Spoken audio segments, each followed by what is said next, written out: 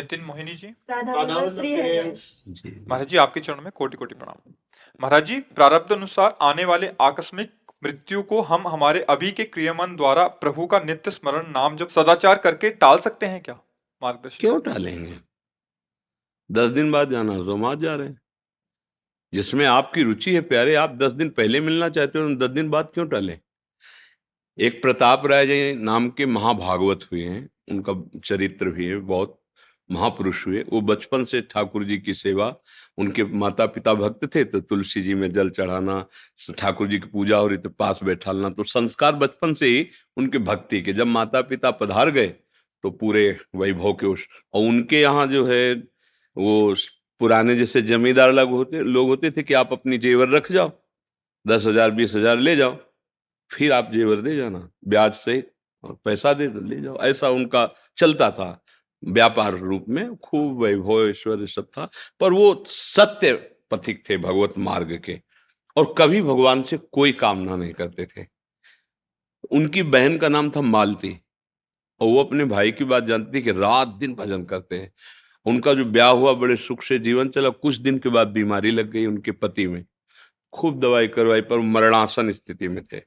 अब उसे एक ही उपाय लगा, अगर भैया कह देंगे भगवान से तो निश्चित हमारा सुहाग बच जाएगा, क्योंकि मुझे पता है बचपन से भजन कर रहा है, भजन में बड़ी ताकत होती है। उनके पास आए और कहा, भैया आज तक हमने कुछ मांगा नहीं आपसे, आज मांगना चाहती हूँ। तो उनका, कहो बहन क्या चाहिए? बोले आप भगवान से कह दो कि हमारे पति को अभी मृत्यु शैया पे ना ले जाएं, क्योंकि हमारी अभी नव यौवन अवस्था है। और ऐसा तो उनका, वैसे बहन हमने कभी भगवान से कुछ कहा नहीं है। तो उनका, मेरे लिए। बोले ठीक है। गए और जहां एक कमरे में उनको जमीन पे लिटाया, अपनी गोद में सर रखा, और ऐसे माथे पे हाथ ऐसे रखते हुए जो नाम जप करते थे वही नाम अंदर ही अंदर, और भगवान से विनय कि भगवान मैंने कभी आपसे कुछ नहीं मांगा, लेकिन बहन कह रही है, इसलिए मैं आपसे प्रार्थना करता हूं कि आप इसको जीवन दान दें। उतने में उनकी समाधि लग गई, मतलब एक तंद्रा अवस्था। और वही बहन चरणों के पास बैठी थी, ठीक वैसी उसकी भावना एकदम तंद्रा में पहुंची। और दोनों ने देखा कि भगवत पार्षद आए थे, और वो उनका नाम वल्लभ था उनके पति का। तो उनसे कह रहे, वल्लभ आज तेरा सौभाग्य फिर रुक गया। भगवान मिलने के लिए व्याकुल थे और तुम भी व्याकुल थे, पर आज सौभाग्य रुक गया, क्योंकि महाभागवत प्रताप राय जी ने संकल्प कर लिया कि अब अभी मत ले जाओ। तो उनका ऐसा वो नहीं कर सकते, वो वल्लभ ऐसा नहीं कर सकते। मैं जन्म जन्म से जिनके लिए तड़प रहा था, आज मिलने का संयोग बन रहा है, और भक्त होकर वो हमें रोक देंगे? ये दोनों देख रहे थे, उनकी पत्नी मालती और उनके जो साले पद पर थे प्रताप राय जी भी। वो रो पड़े कि वो ऐसा नहीं कर सकते, वो भक्त हैं, वो जानते हैं इस बात को, वो ऐसा नहीं कर सकते। अचानक आंख खुली, दोनों की आंख खुली। उनका, बहन सुना? बोले भैया रहने दो, भगवान से प्रार्थना करो कि हमारी बात झूठी हो जाए। नहीं, उनको जाने दीजिए। बात समझ रहे ना? अगर भगवान हमें 10 दिन पहले बुला रहे हैं तो हम क्यों 10 दिन बाद जाना चाहेंगे? किस लिए जाना चाहेंगे? जैसे लगता है कि 10 दिन और भजन कर लेंगे। तो जब वो अभी मिलना चाहते हैं तो हम 10 दिन और भजन क्यों कर लें? अभी वो मिलना चाहते हैं तो हम उनके लिए कह दें कि नहीं अभी मत मिलो, 10 दिन बाद मिलना, क्योंकि हम भजन पूरा कर लें। इसमें कई राग है हमारे शरीर का, भोगों का, परिवार का, जो भगवत मिलन में बाधा पहुंचा रहा है। देखो एक बात अच्छे से समझ लो, सबको जाना है ना, ये बात समझ में है कि नहीं है? जाना है पक्का भैया, पक्का। मतलब रहना नहीं, पक्का। चाहे तपस्वी हो, चाहे महात्मा हो, चाहे विषयी हो, चाहे पापी हो, इसका नाम मृत्यु लोक है, यहां से जाना है। अच्छा, वो एक समय निश्चित है। अब उस निश्चित समय को सार्थक हम कर लें, राधा राधा, और अपने प्रभु के पास जाएं। अब इस राधा राधा का प्रयोग हम 10 दिन बढ़ाने के लिए क्यों करें? जो हमें भगवत प्राप्ति में, वो हम 10 दिन जीने के लिए, थोड़ा भोग भोगने के लिए, ये तो बहुत है हानि की। अरे जब फांसी अभी होनी ही है तो 10 दिन बाद हम ये रिक्वेस्ट करें कि फांसी देना, तो बहुत है मूर्खता है, क्योंकि 10 दिन प्रतिपल फांसी लगेगी। लगेगी कि नहीं लगेगी? जो 1 मिनट में लगने वाली है वो 10 दिन प्रतिपल लगेगी, क्योंकि आप 10 दिन बहुत बुरी तरह कटेंगे कि मुझे फांसी में चढ़ाना है, मुझे फांसी, तुम चढ़ाओ।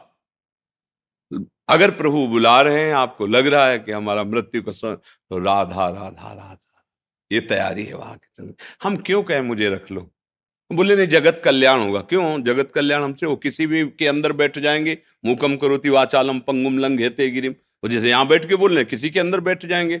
अरे वो जहां बैठ गए वही व्यासदेव हो गया, वही नारद जी हो गया, वही सनकादि हो गया। बैठना तो उनको है ना, और हर ऑफिस उन्हीं की है, कहीं भी बैठ करके वो बोल सकते हैं। तो ये बातें अपने लोगों को समझना होगा, क्योंकि अपने भक्त हैं, अपने भगवत मार्ग के पथिक हैं।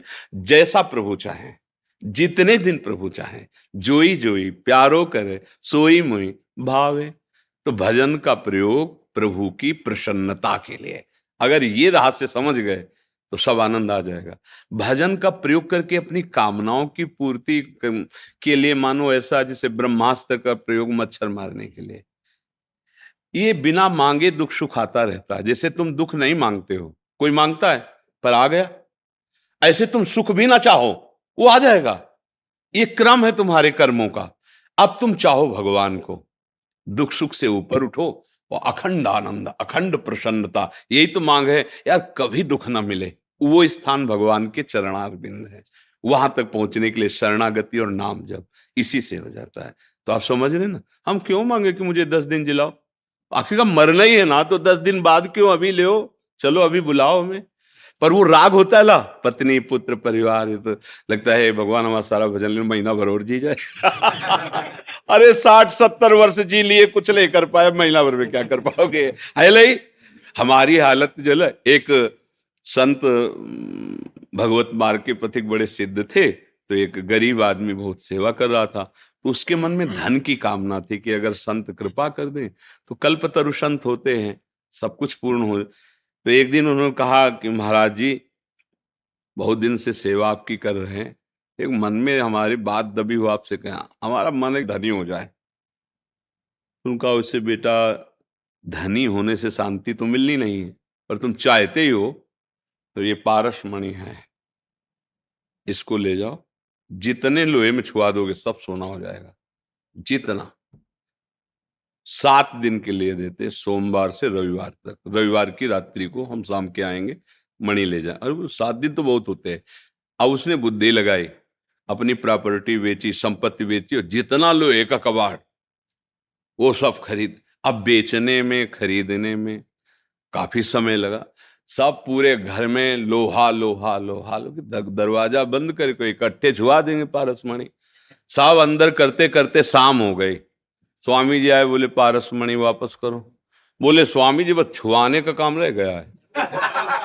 बोले 7 दिन हो गए, अभी तक एक कील को सोना नहीं बना पाए। अब जो संपत्ति थी वो भी चली गई, कबाड़ घर में रह गया, सोना बना नहीं पाए। हम लोगों की हालत यही है। भगवान ने अवसर दिया है, राधा राधा राधा, सोना बना लो श्वास को, परम धन राधा नाम। अब लगता है पहले सब व्यवस्थाएं भोग भोग ले सब, और जीवन की शाम आ गई। अब लगता है थोड़ा समय तो दे दो। बोले कितने साल? 50 वर्ष में कुछ नहीं कर पाए, अब थोड़े समय में क्या कर लोगे? तो हमारे पास जो अभी वर्तमान में समय है, चाहे वो एक श्वास हो या 1 मिनट हो, हम प्रियालाल का स्मरण करें, इसी से हमें मंगल हो जाएगा। हमारे प्रभु बड़े कृपालु हैं। एक सिद्धांत रखा है, अंतःमति सोगति। सब बिगड़ गया पूरा जीवन, लेकिन अंत में हम भगवान की शरण में होकर राधा राधा राधा वो सब बना देंगे। भगवान कहते हैं तेसाम हम समुद्धरता मृत्यु संसार सागरात। बस ये बात समझ लो, जीवन रहे या न रहे इसकी परवाह मत करो, ये निश्चित है। मान लो आपको 10 साल जीना है, तो काल की भी ताकत नहीं कि आपको मार सके, पक्का समझ लेना। और भैया अगर शाम तक जाना है तो फिर किसी की ताकत नहीं कि कोई बचा सके। देखो परीक्षित जी को ब्रह्म ऋषि बालक श्रृंगी ऋषि ने शाप दे दिया कि आज के 7वें दिन तुम्हें तक्षक सांप डसेगा और तुम्हारी मृत्यु हो जाएगी। तो बड़े बड़े महात्मा गंगा के किनारे रेती पर परीक्षित जी आमरण अनशन व्रत लिए हैं। बड़े बड़े महात्मा लोग बैठे, लेकिन कोई उस सांप को मिटाने की बात नहीं कर रहे।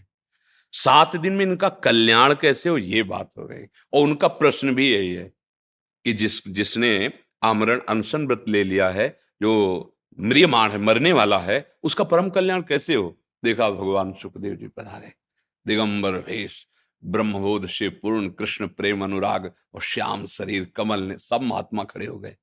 यद्यपि उनके पिता पितामह आदि भी बैठे हुए थे, पर जो ऊंची स्थिति सुखदेव उसका आदर किया, और 7 दिन भगवत चर्चा हुई, पर उन्होंने बचाया नहीं कि जाओ मैं तुम्हारे साप को मिथ्या करता, ऐसा नहीं कहा, भागवत सुनाई।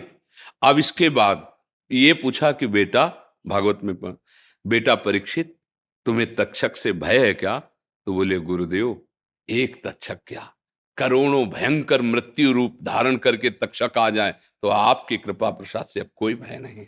बस चल दिए सुखदेव जी, सांप नहीं मिटाया।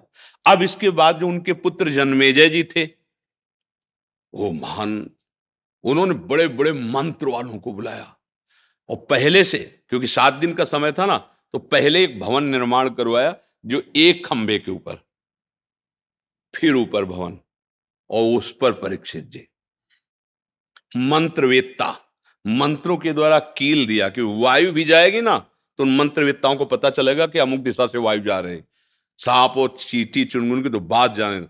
और ऐसी औषधियों का लेप कि खंबे से कोई सूक्ष्म रूप लेके ना जा पाए, सबको रोक देना, परीक्षित जी से कोई नहीं मिलेगा जाकर, केवल ब्रह्म ऋषि, क्योंकि अंतिम समय का, तो ब्रह्म ऋषि के फूल में ही पराग से भी छोटा रूप लेके तक्षक बैठ गया।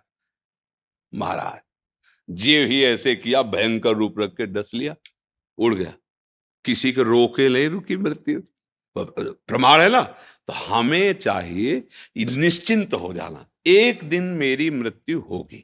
देखो डर लग रहा है, सोच के डर लग रहा है, मरेंगे यार, भैया छूटेंगे, भाभी छूटेगी, पत्नी छूटेगी, पुत्र छूटेगा, सब छूटेगा, ये पक्का है छूटेगा।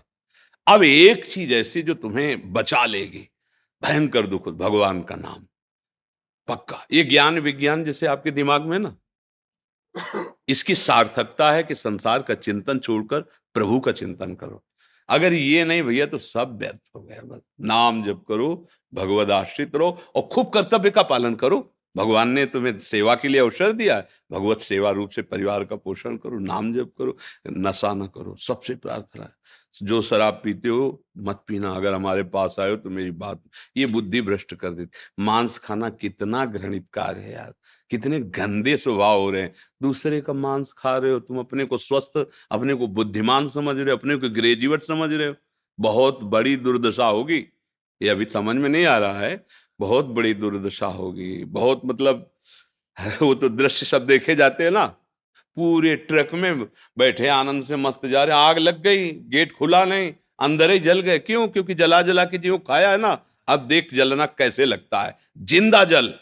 कार में आग लग गई, बोले कूदने का प्रयास किया, गेटे नहीं खुला, जल गए। ये सब क्या है? हमारे कर्मों का फल। सबसे प्रार्थना है, मांस मत खाइएगा, शराब मत पिएगा, पराई जो माता बहन है उनकी तरफ गंदी भावना मत कीजिएगा। ये धर्म है, आप पशु नहीं हैं, आप राक्षस नहीं हैं, आप जीवन मुक्त होने के लिए मानव देह प्राप्त किए। गंदे आचरण करेंगे तो मुक्त कहाँ होंगे, और बंध जाएंगे। इसलिए सही ढंग से चलो, नाम जप करो। विनोद कुमार शर्मा जी, राधे राधे महाराज जी, आपके चरणों में कोटि कोटि प्रणाम।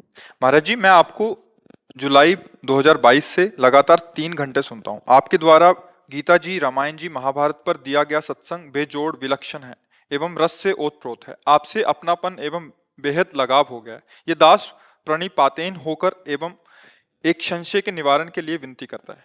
महाराज जी, आपने गीता प्रवचन की श्रृंखला में 6ठे अध्याय के 30वें श्लोक में यो माम पश्यति सर्वत्र की सुंदर व्याख्या की है, तथा 27 मार्च 2023 के प्रवचन के 9वें अध्याय के 5वें श्लोक में भगवान ने कहा है कि ना मैं भूतों में हूं और ना भूत मुझ में है। भगवान ने और आपने उचित ही कहा है, लेकिन हम मंद बुद्धि वालों को ये लगता है कि एक जगह भगवान कह रहे हैं कि सब में मुझको देखो और सबको मुझ में देखो। भगवान की वाणी उसमें रहस्यमयी है।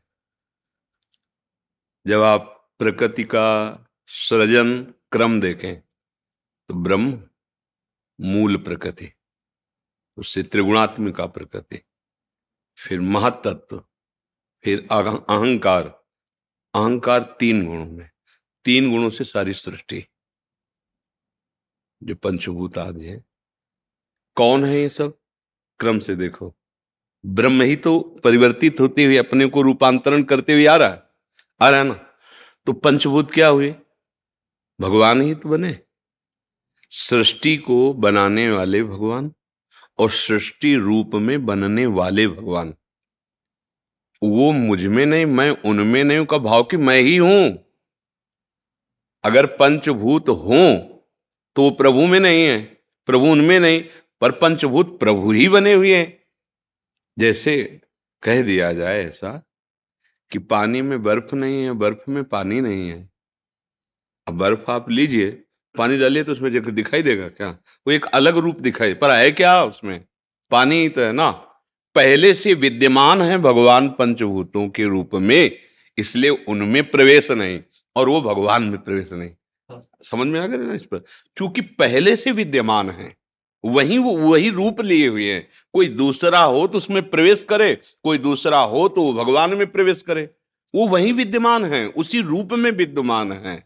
सर्वम खलमिदम ब्रह्म, गीता में जैसे कहा मत्ता परतरम नान्यत् किंचिदस्ति धनंजय। बात उसमें यही कह रहे हैं। अब इसको दूसरे सरल भाव में लेते हैं, व्यवहारिक भाव में, कि जो देहाभिमान से युक्त है वो मेरे में युक्त नहीं है। मैं उसमें नहीं हूं, वो मेरे में नहीं। जैसे भगवान ने सिद्धांत में प्रथम में कहा कि वैसे सत्य बात तो है कि कभी कोई मरता नहीं है, पर यदि तुम शरीर को लेकर जन्मना और मरना मानते हो तो जो जन्मना है वो निश्चित मरना है, जो जन्मता है और निश्चित मरता है। समझ रहे हो ना? पहले क्या कहा कि वास्तविक न मृते न जायते कदाचित, ना किसी का जन्म होता है ना कोई मरता है, पक्के सिद्धांत। पर यदि तुम मानते हो कि जन्म होता है शरीर भाव को लेकर, तो फिर मरना भी निश्चित ही होता है। समझ में आ गया ना? अगर आप मानते हो कि ये पंचभूत विकार है, तो ये विकार मेरे में नहीं है और मैं उन विकारों में नहीं हूं। अगर मानते हो तो, नहीं तो मैं ही पंचभूत हूं। आप भगवान की विभूतियां पढ़ के देखना, उसमें भगवान त्रिगुण माया को भी अपना स्वरूप बताते हैं। ये पंचभूत भी मैं हूं, इंद्रियां भी मैं हूं, मन भी मैं हूं, भगवान बता रहे। और जब भगवान ब्रह्मा जी को उपदेश कर रहे हैं ना नारायण जी, तो यही बता रहे हैं कि मैं ही था, मैं ही हूं, मैं ही रहूंगा, मेरे सिवा कोई नहीं। अब उनका प्रवेश किस समय करना, जब पहले से विद्यमान है। पर वो अपने लोग ना समझने के कारण ऐसा भाव नहीं समझ पाते हैं। और ये चिंतन से आता है, भगवान ही ऐसा अनुभव कराते हैं, तब ये बात समझ में आती है। जब भगवान कहे मैं उनमें नहीं हूं, वो मेरे में नहीं है।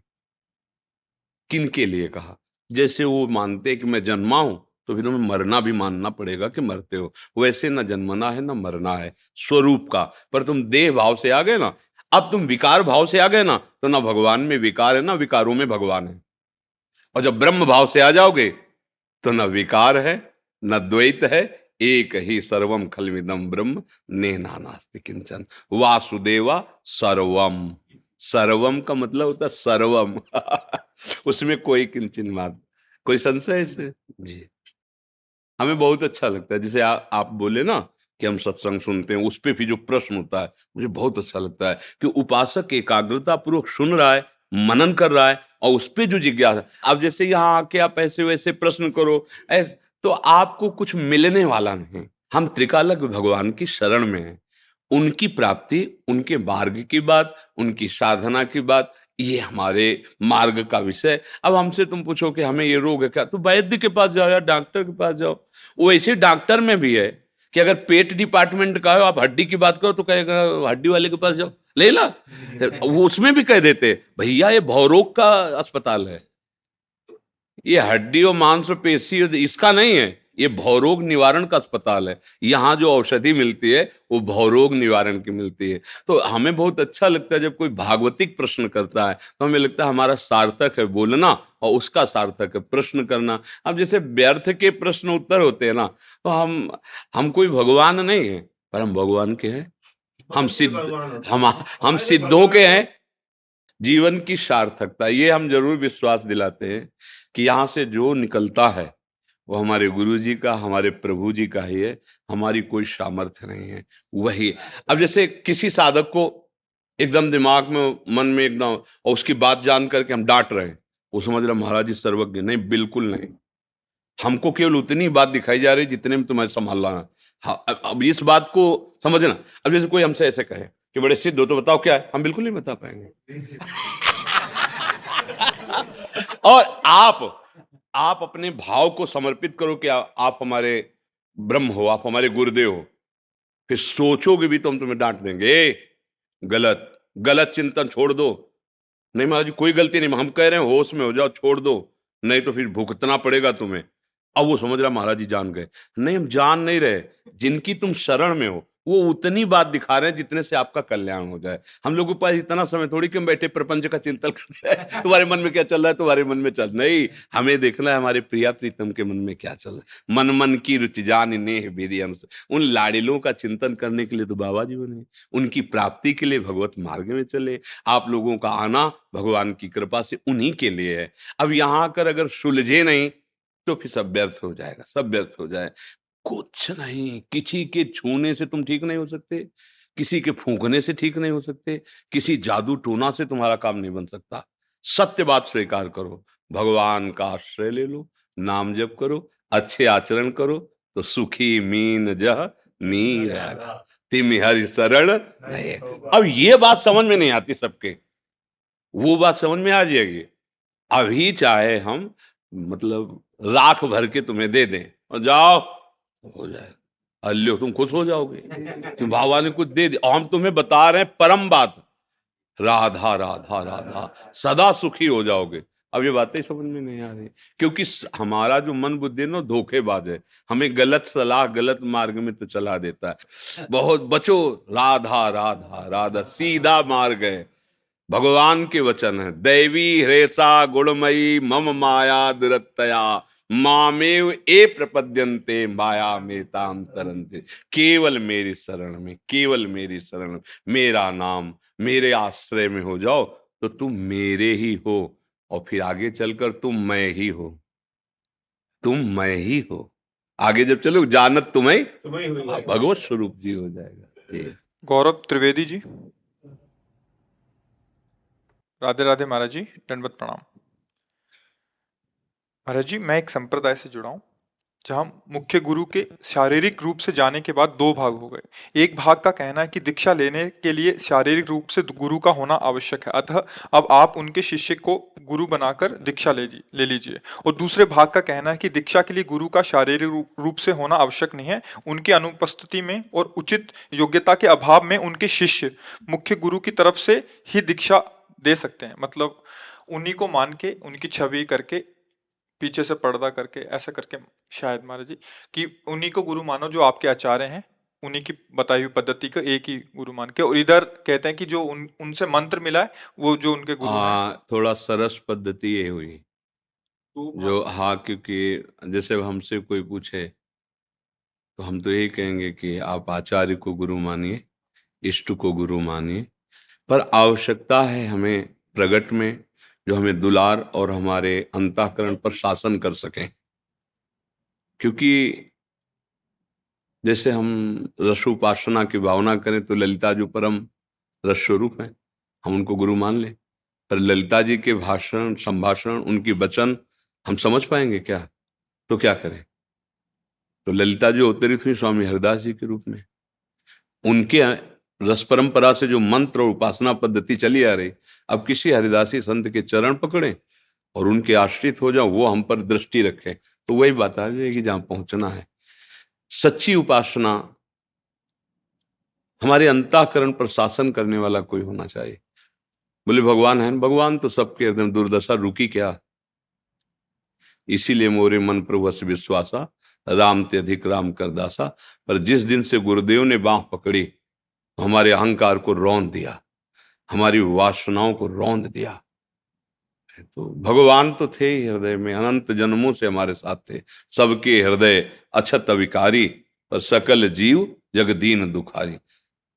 अपने को भी ऐसा लगता है और सिद्धांत भी ऐसा लगता है कि गुरुदेव के चरणों का प्रगट में आश्रय। मंत्र तो आचार्य का ही होता है, वही आचार्य परंपरा से आता है, और प्रत्येक उस आचार्य परंपरा का जो महापुरुष है वो अपने आचार्य पर ही आसक्ति करवाता है। जैसे अपने लोग मिलेंगे तो क्या बोलेंगे? श्री हरिवंश, तो जिनका मंत्र जिनकी उपासना वहीं तो पहुंच रहे हैं। पर अब हरिवंश महाप्रभु प्रगट रूप में आपको तो डांटेंगे नहीं आके, पर अगर आप एक भी थोड़ी भी चेष्टा हमारे मार्ग के विरुद्ध करेंगे तो हम आप पर शासन करने। अब ये चाहिए हमको। और जब हम कभी हार रहे हो तो गले लगा, तू चिंता क्यों करता है, हम हैं ना, इतना प्यार माँ जैसा और शासन, ये दो प्रगट में गुरुदेव से मिलते हैं। दर्शन करे आओ आप, प्रभु के साक्षात विराजमान है हमारे राधा वल्लभ, बांके बिहारी राधा रमण जी, कोई मूर्ति थोड़ी, साक्षात प्रगट हुए। पर आपको ऐसा भय नहीं लगेगा। और आप किसी प्रगट भगवत भजन करने, उन्हीं का भजन करने वाले संत का आश्रय ले लो, आप डेहरी नांगने में भयभीत हो जाएंगे यदि सच्चे शिष्य हैं। और आपसे गलती हो रही ना, तो आप उनके सम्मुख जाने में भयभीत हो जाएंगे कि अगर कहीं उनकी दृष्टि पड़ गई है तो एकदम ये चाहिए, ये चाहिए गुरु। ये अव्यक्त से नहीं होगा, ये व्यक्त गुरुदेव से होगा। ये हम अपनी बात कहते हैं, बचपन से बाबा जी थे, ऐसा स्वभाव था अपने धर्म पर। और बिल्कुल बिना गुरु की ये अहंकार नष्ट नहीं होता। हाँ, अहंकार हो जाए तो देवर्षि नारद को भी भ्रम हो गया, नहीं हो गया? देवर्षि नारद चरित्र में पढ़ो, गुरुदेव ने पकड़ा उस राक्षस को जो हम अंदर बैठे पुष्ट हो रहा था, उन्होंने पकड़ा। फिर जो जैसे कुम्हार ने मिट्टी को पीट पीट करके एक दाना भी नहीं रहने देता, क्योंकि वहीं से मटकी फूट जाएगी जहाँ एक रवा रह जाए, एकदम महीन करके पानी डाल के गोंद के उसे एकदम मलाई जैसे करके फिर आकार दे दिया, घड़ा सकोरा जो। ऐसे गुरुदेव एकदम अहंकार को मिटिया मेट करके फिर भाव दे दिए, दास्य भाव, सख्य भाव, वात्सल्य भाव, गोपी भाव, सहचरी भाव। हमें लगता है ये हमारे हृदय का अनुभव और कुछ महापुरुषों के वचनों का प्रमाण कि बिना प्रगट सदगुरुदेव के शासन में आए परमार्थ पे चला नहीं जा सकता। ग्रंथ पढ़ के परमार्थ में अनुभूतियां प्राप्त नहीं की जा सकती। इसीलिए शब्द ब्रह्म का पारगामी विद्वान और पर ब्रह्म की अनुभूति से युक्त सदगुरुदेव का वर्ण करने के लिए जगह जगह कहा गया है, क्योंकि हमें दुलार और शासन दोनों चाहिए। जिस समय सतोगुण, उस समय हम शास्त्र की बात मान लेंगे, लेकिन जिस समय काम आ रहा है, क्रोध आ रहा है, तब ये भय होना चाहिए कि जाते ही उनकी दृष्टि हमें पहचान लेगी और हमारा भरी समाज में जो स्वागत होगा। अब कांप गया मन की, अभी आरती उतर जाएगी, सामने पहुंचोगे ना, अभी तुम भूल से भी, क्यों हमारे गुरुदेव सर्वज्ञ हैं, देखते ही जान जाएंगे कि गलती, नहीं नहीं राधा राधा। ये डर जो आया ना, ये भगवान से नहीं आया है। यद्यपि भगवान और गुरुदेव अभेद है, अभेद होते हुए भी हाँ मोते ही अधिक गुरु ही जिए जानी, भगवान स्वयं कह रहे हैं। शास्त्र प्रमाणित बात है, गुरु साक्षात परब्रह्म। तो हम परब्रह्म को छवि में शासन नहीं ले सकते, प्रगट में शासन ले सकते हैं। आज भी कह रहे हैं हमें विश्व में मृत्यु से भय नहीं लगा, लेकिन गुरुदेव से आज भी भय लगता है। अगर वो दृष्टि ऐसे कर दे तो हृदय कांपने लगता, कोई अपराध तो नहीं बन गया, कोई तो, क्योंकि सांप का सब उनके हाथ में है, सब उनके हाथ में। जैसे हम कहीं भी चरण रखें, पृथ्वी ही आधार है, ऐसे हम कुछ भी सोचे, हमारे गुरुदेव आधार है। उन्हीं के आधार से हमें प्रियालाल का परिचय है, उन्हीं के आधार से प्रियालाल हमें स्वीकार। हमारी तो सामर्थ्य नहीं वहां तक पहुंचने की। तो मुझे लगता है कि आचार्य परंपरा से जो संत महानुभाव उसी में रमण कर रहे हैं, उपासना में, मंत्र में, गुरुदेव आज्ञा, उनको गुरु वरण करके उनके प्यार और शासन में अपने को समर्पित कर दे, तो हमें लगता है भगवत प्राप्ति सहज है। क्योंकि हम सब कुछ यही छाती की बातें हैं। ये मन बहुत बदमाश है, 10 मिनट तो एकदम समाधि में बैठाल देगा और 11वें मिनट में प्रपंच में खड़ा कर देगा। आप कौन संभाले? समाधि में तो बड़ा आनंद आ रहा है, किसी की जरूरत नहीं, लेकिन जब वो विषयों में जा रहा है, प्रपंच में फंसा रहा, मेरे बस की बात रह नहीं गई, तब वो गुरु कृपा ही केवलम, मोक्ष मूलम गुरु कृपा। अब यह हार गया प्रभु। उनकी जहां दृष्टि पड़ी तो हमें लगता है हमारे ऊपर पड़ रही, नहीं उन दुश्मनों पर जिन्होंने हमें भगवत विमुख किया है। भाग जाते हैं काम क्रोध लोभ। वो ऐसे भी कहते हैं गुरु मेहरबान तो चेला पहलवान। पहलवान को होता अंदर के विकारों को परास्त कर देता है, अंदर के विकारों को परास्त कर। इसलिए भैया हमारी जो हृदय की बात है वो है कि ज्ञान विज्ञान कुछ काम नहीं करेगा, गुरुदेव की दृष्टि काम करेगी। हमने तो यहाँ की बात कह रहे जी, रघुगण को जो उपदेश किया भरत, जड़ भरत जी ने, तो एक कैसे बोध प्राप्त होता है? तो जड़ भरत जी कह रहे हैं रघुगणित तत्तपसा न याति न चेद्या न निरूपणाद गृहाद्वा न छंदसा नैव जलाग्नि सूर्यो बिना महात्पाद रजोभिषेकम। हे रघुगण, ये तपस्या से नहीं होता, ये गृहस्थ धर्म की आराधना, जल सूर्य की आराधना, इन सब से नहीं होता, ये दान पुण्य तीर्थयाटन से नहीं होता, ये होता है भगवत प्रेमी महापुरुषों की चरण रज से अभिषेक करना। अभिषेक का मतलब होता है उनकी आज्ञा पे रहना। ऐसे नहीं कि चरण रज लगा लियो मनमानी आचरण, नहीं। चरण रज लगाने का मतलब है अब जो ये कहें करें हम सोई, आए लिए चले नहीं। अब आपकी आज्ञा पे हमारा जीवन समर्पित, अब बोध प्राप्त हो जाए। तो चाहे शिव विरंच सम होई, गुरु बिनु भव निधि तरे न कोई। हमें लगता है सब साधना सिद्धांत एक तरफ और गुरु की मुस्कुराहट एक तरफ। सब साधना सिद्धांत एक तरफ और गुरु की मुस्कुराहट। अगर गुरु कृपालु हो जाए तो घोर पतित को भी परम पद में बैठाल दे, वो तो करुणा में है।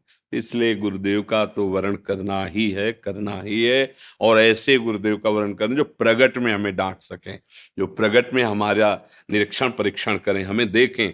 अब एक न सुनई एक नहीं देखा, गुरु शिष्य अंध बधिर कर लेखा। गुरु देख नहीं रहा कि शिष्य क्या कर रहा है, शिष्य सुन नहीं रहा कि गुरु कह क्या रहा है, तो क्या है फिर दोनों का मामला गड़बड़ी है। हमारे को देखें, हम उनकी बात सुने, उनको लगे कि ये मेरा जन है, हमें लगे कि ये हमारे ईश्वर है, इनकी आज्ञा से हमारा परम मंगल। ऐसा होता है अध्यात्म में गुरु शिष्य का संबंध। शिष्य आसक्त तो गुरु निरपेक्ष, कोई अपेक्षा नहीं शिष्य से, बस आज्ञा का पालन करो चलो। और शिष्य आसक्त यानी कि गुरु हमारी तरफ देखते नहीं तो क्या मतलब जाने से, क्या नहीं, वो नहीं देखते। वो जहां देख रहे हैं वही तुम्हें पहुंचाना चाहते हैं। इसलिए तुम उनके देखने को ना देखो, तुम अपने को देखो। तुम किसको देखते हो, तुम किसकी तरफ जा रहे हो, भाव ये है। भूमिका गांधी जी। राधे राधे महाराज जी। महाराज जी, अगर ये स्पष्ट रूप से समझ आता जा रहा है कि सब कुछ ईश्वर के हाथों में ही है और मैं कुछ भी नहीं, तथा इससे जीवन में वैराग्य भी उत्पन्न हो रहा है परंतु अभी तक पूर्णता घटित नहीं हुई है, ऐसी स्थिति में हम क्या कर सकते हैं जिससे हम।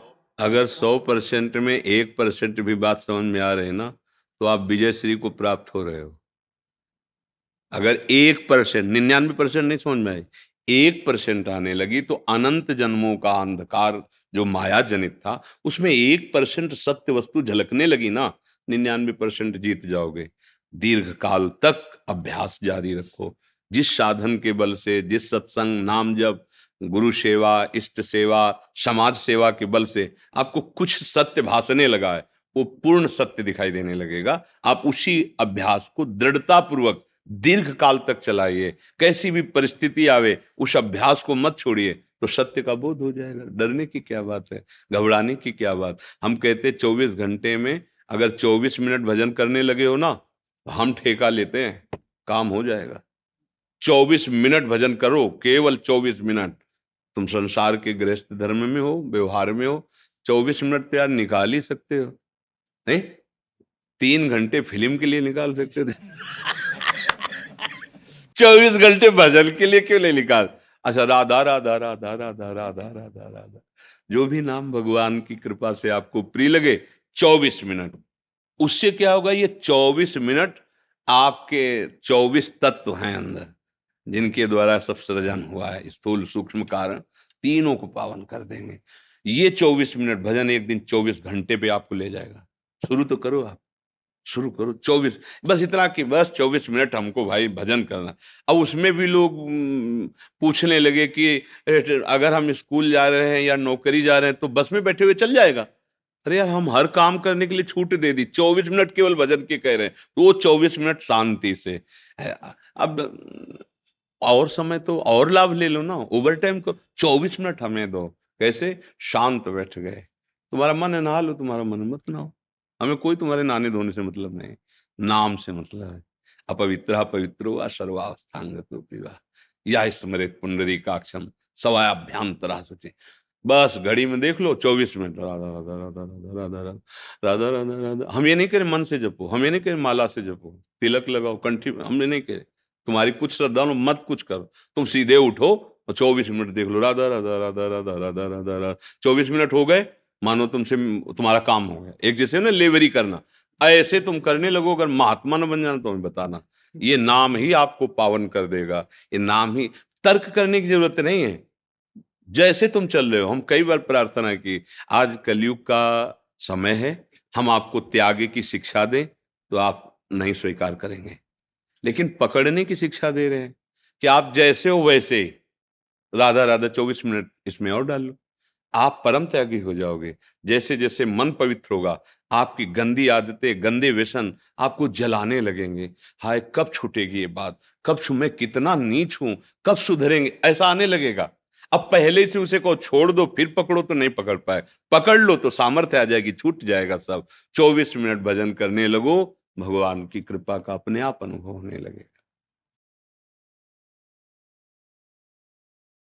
मनुष्य जीवन का परम लाभ है अपने कर्तव्य कर्म को भगवान की सेवा समझ के करना, और बीच बीच में भगवान का नाम जप करते रहना। ये दो बातें बहुत जोर की हैं। जैसे माता पिता की सेवा, पत्नी पुत्र आदि हैं, इनकी भी सेवा, इन रूपों में भगवान भी पधारे ना। सब रूपों में, जैसे चाहे लाइट जले या पंखा चले, बिजली तो एक ही है ना, ऐसे सब में बिजली एक है भगवान की। और हम कोई नशा अपने जीवन में न डालें, कोई ऐसी गंदी वृत्ति न डालें जो हमारी बुद्धि को दूषित कर दे, और भगवान का नाम स्मरण करें। और जिस पद में है, जो सेवा है, वो भगवान की ही सेवा है। देखो, ये भगवान की सृष्टि है। आपको जो सेवा मिली है, अगर वो सेवा आपकी ना हो तो समाज में अराजकता फैल जाए ना, दुष्ट लोगों का बोलबाला होने लगे ना, तो हुई ना भगवान की सेवा। भयवश, कानूनवश अधर्मियों की वृत्ति, अधर्म का जो उद्दंड स्वरूप है वो प्रकाशित नहीं कर पा रहे, अंदर है पर भयवश नहीं, तो ठीक से चल रहा है। ये भगवान की हमारी सेवा है। पर बीच बीच में हम भगवान का स्मरण करते हुए अगर हम अपना जीवन व्यतीत करें, तो ऐसे संसार के कार्यों को करते हुए भी हम भगवान की कृपा को प्राप्त कर सकते हैं। जैसे अर्जुन जी कह रहे हैं हम एकांत में भजन करेंगे सन्यास लेके, भगवान कह रहे हैं नहीं, मेरा नाम जप करो, मार इनको। तो ऐसे जो पद आपको मिला है, अगर एक छोटा पद है, 1000 आदमियों को संभालना है, तो ईमानदारी से सत्य को सामने करके यदि हम 1000 आदमियों को संभाल ले गए, तो इसका परिणाम होगा भगवान हम पर प्रसन्न हो जाएंगे। वो हमें देख रहे हैं, वो हमारे साथ हैं, वही हमारी जीवनी शक्ति है। तो चाहे गृहस्थ में हो, चाहे विरक्त में हो, जैसी भी मार्ग में हो, एक ही बात है, सेवा करनी पड़ेगी। देखो सेवा हो रही है ना, बोलना है, बात करना है, मिल सेवा करनी पड़े। क्यों? इस जगत का अन्न खाया है, इस जगत में तुम्हारे शरीर का पोषण हुआ है, तो ऐसे ही आपको सेवा मिली, ऐसे हमें सेवा। दोनों भगवान के बंदे हैं। एक सृष्टि में राग पूर्वक सेवा और एक वैराग्य पूर्वक सेवा, पर सेवा उन्हीं की हो रही और नाम जप उन्हीं को, तो उन्हीं की प्राप्ति होगी। जो एक महात्मा को प्राप्ति होती है ना, वही एक गृहस्थ को होती है। पर ऐसा कठिन होता है, हमें आम हो जाता है कि हम अमुक पद में हैं और हम उसे भगवत सेवा ना मान करके, हाँ, तो फिर वो बात बिगड़ जाती है। अगर हम भगवत सेवा माने तो जो आप कार्य कर रहे हो, देखो अम्बरीश जी चक्रवर्ती सम्राट थे, पर भगवान इतने प्रसन्न थे कि उनकी रक्षा में सुदर्शन चक्र लगा दिया था। और एक त्यागी महात्मा दुर्वासा जी थे, वलकल की लंगोटी, पर चूक हो गई अहंकार तपस्या का, तो भागना पड़ा पूरे त्रिभुवन में, दौड़ा दौड़ा के सुदर्शन चक्र ले। इसलिए भगवद आश्रित रहो, अहम छू न जाए, नाम जप करो, सबकी सेवा करो, भगवान की प्रसन्नता के हे हृदय।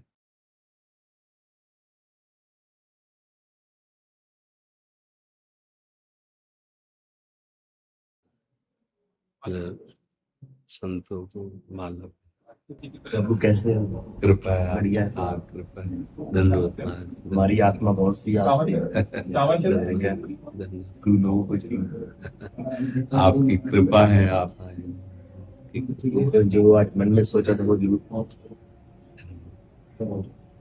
पहनाओ सब संतों को। प्रभु जी एक थोड़ा सा प्रेजेंट करना चाहते हैं आप। बैठ जाओ आप, बैठ जाओ, आसन दो संतों को, दो आसन। आज्ञा कीजिए महाराज। कल भी हम आए थे गुरु जी जी आपके पास, जी। तो हमारी बहुत आत्मा कर रही थी आपको मिलने के लिए, तो कहने लगे हमारे डायलिसिस कराने गए हुए हैं। हाँ कल तो डायलिसिस, कल हमारा ही बहुत मन से आत्मा से बहुत दुखी हुई है कि हमारे लोगों को इतना बड़ा दुख लग रहा है। तो वैसे शरीर का दुख कोई दुख नहीं है, ये तो देहाभिमान के कारण ही हमें बहुत ज्यादा दुख सुख में लिप्तता हुई है। जो स्वरूप है वो दुख सुख से परे है। जब उसका वास्तविक गुरु कृपा से बोध हो जाता है, तो सहनशीलता इतनी होती है कि हर कष्ट सह जाते, आनंद पूर्वक सहा जा सकता है। और हम परमार्थ के पथिक हैं अपने सब, तो इसी शरीर राग को मिटाने के लिए ही तो हम परमार्थ पे चले हैं। वास्तविक हमारा ये स्वरूप नहीं है, न स्थूल शरीर, न सूक्ष्म शरीर, न कारण शरीर। जो हम आत्म स्वरूप हैं, इसी की स्मृति से हमें अपनी विस्मृति हो गई है। अब इसकी विस्मृति करके अपनी स्मृति में स्थित हो जाना है। यही हमारी साधना, चाहे ज्ञान मार्ग से देखो, चाहे भक्ति मार्ग से देखो। जैसे ज्ञान मार्ग में ना, तीनों शरीरों का बाध करने पर जो अचिंत्य हमारा स्वरूप है, उसी में हमारी स्थिति होती है। और जो भक्ति है ना, तो जो अचिंत्य तत्व है उसे आराध्य देव के रूप में माना गया, और अपने को दासत्व भाव में भेद करके माना गया, वो जाकर अभेद ही हो जाता है। तस्मित तज्जने भेदा अभावात, प्रभु और प्रभु के जन में अभेद स्थिति, जानत तुम्हें हो। तो बात तो घूम के वहीं आती है। तो अपने को भगवत चिंतन में रखना, चाहे वो आत्मस्वरूप का चिंतन, चाहे गुरुदेव का चिंतन हो, चाहे प्रभु के नाम रूप लीला का चिंतन हो, वो एक ही परम तत्व के ये चिंतन। हमारा चिंतन देह और देह जनित भोग और देह जनित चेष्टाएं, ये हमारा चिंतन है। मतलब व्यवहार में वर्णन किया जाता है, लेकिन अपने लोग व्यवहार के नहीं, अपने लोग परमार्थ के सुभट हैं, परमार्थ के योद्धा हैं। तो हमारा यही प्रयास रहना चाहिए कि अंदर से जितना बाह्य चिंतन है वो सब विस्मृत हो जाए। बाह्य व्यवहार की सत्ता नहीं है। ना सतो विद्यते भाव, ना भाव विद्यते सता। जिस सत का कभी अभाव नहीं है, उसी का अनुभव करना है। ये जो व्यवहार है, जैसे विविध प्रकार के धर्मावलंबी जन एक दूसरे के धर्म को ऊंचा नीचा करके लड़ाई झगड़ा, ये परमार्थ के पथिकों का मार्ग नहीं है। जब द्वैत है ही नहीं तो झगड़ा किससे है? सर्वम खलमिदम ब्रह्म, चाहे जिस मार्ग का पथिक हो। जब सीय राम में सब जग जाती, तो फिर बचा कौन? जब जड़ चेतन जग जीव जत सकल राम में जान, चाहे भक्ति से चलो चाहे ज्ञान से चलो। तो अपने को चिंतन जो हमारा वो संभालना, बस यही साधना है। हमारा अंदर ही अंदर चिंतन गुरुदेव के वाक्यों पे हो, वेदांत वाक्यों पे, मंत्र पे, नाम पे। तो संसार का पहले हम विस्मरण करें, और जहां संसार का विस्मरण हुआ, यही संसार है, स्थूल देह, सूक्ष्म देह और कारण। तो सच्चिदानंद आपका स्वरूप है। जैसे नहीं, शिवोहम अहम ब्रह्मास्मि, जो ज्ञान मार्ग के पथिकों का अनुभव में वही स्वरूप है। तरंग से वायु निकल गई तो समुद्र ही था, समुद्र ही है, समुद्र ही रहेगा।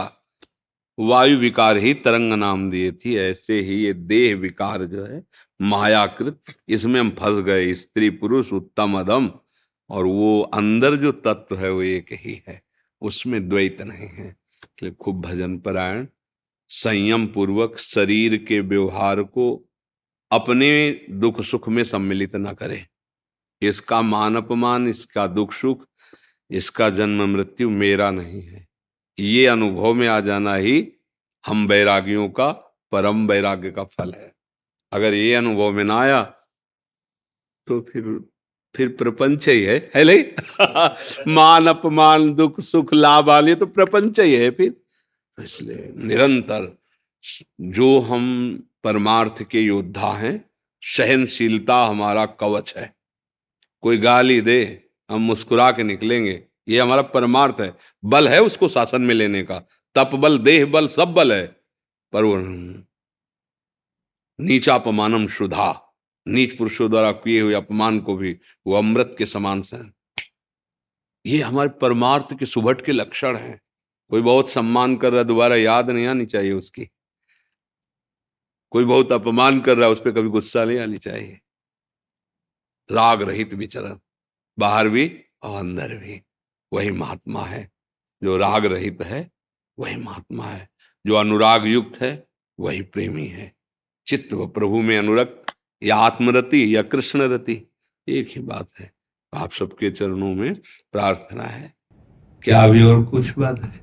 यही मन में थोड़ी सी प्रश्न थी, हाँ तो मन की जो शंका थी वो निकली। हाँ, और हमें बड़ा सुख मिलता है जैसे आप। देखकर महाराज जी हमें बहुत खुशी हुई है, आपको जो कुछ चाहिए। नहीं, आप सब गुरुजन है, आप कृपा करके दर्शन देने आए। हम अदम रोगी शरीर तो जा नहीं पाते, तो आप सब महापुरुष आ करके हमें दर्शन देते हैं।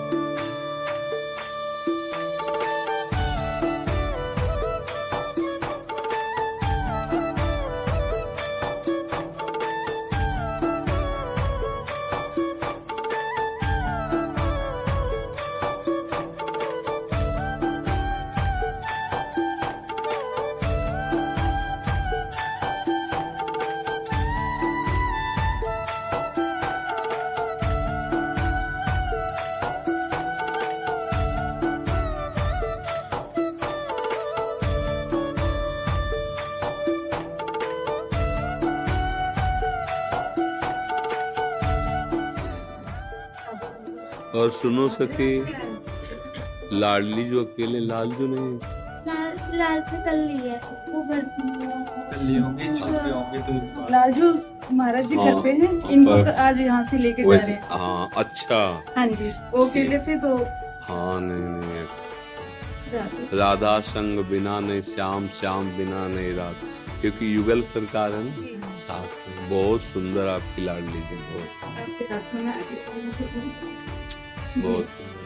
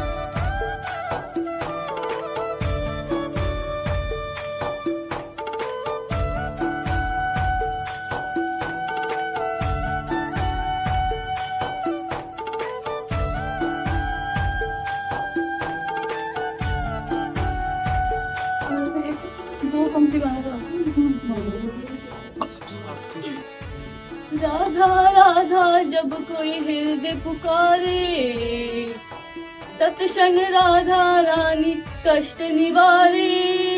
राधा ही श्यामा राधा हमारी कृष्णा, राधा हरे हरे कृष्णा। जय राधा राधा